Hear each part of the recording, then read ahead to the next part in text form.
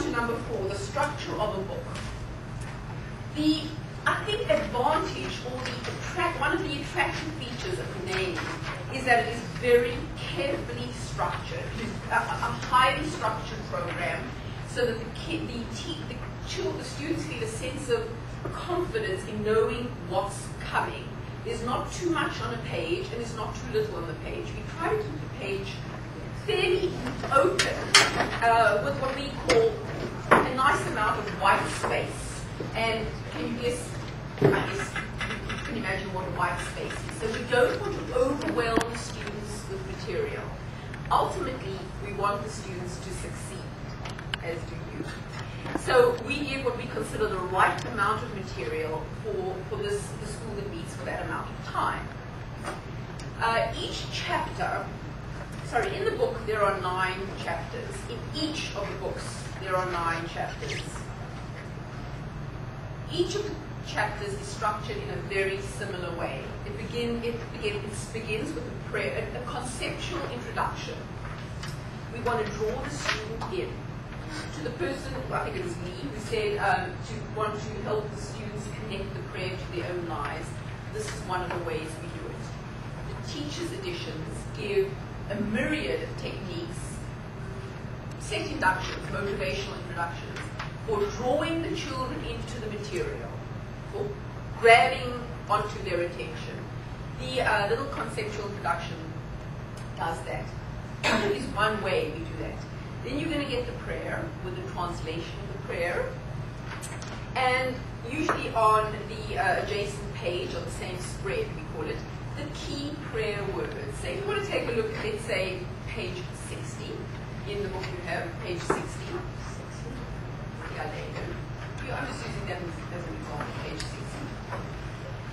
So you've got the key prayer words, we call it the prayer dictionary, with some activities to familiarize the students with the keywords.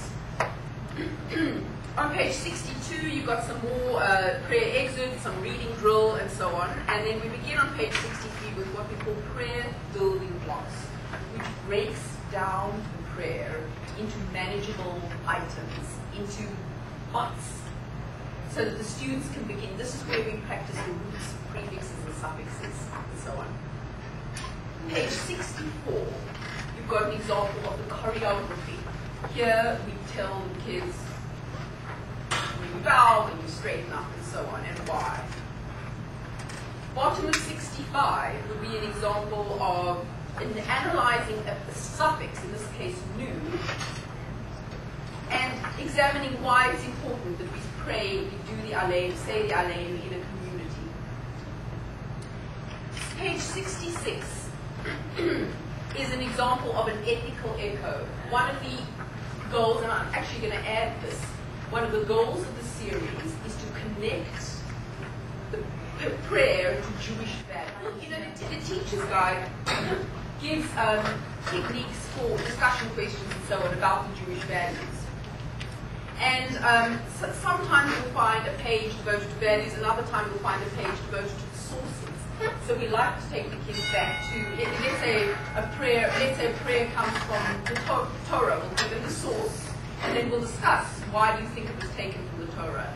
So I hope the book guides them in what to think about. It definitely becomes the teacher's role to draw it out. Yeah, transfer to understand.